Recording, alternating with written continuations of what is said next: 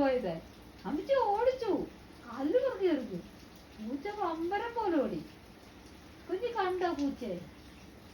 മുത്ത് കണ്ടായിരുന്നോ പൂച്ചെ? മുത്ത്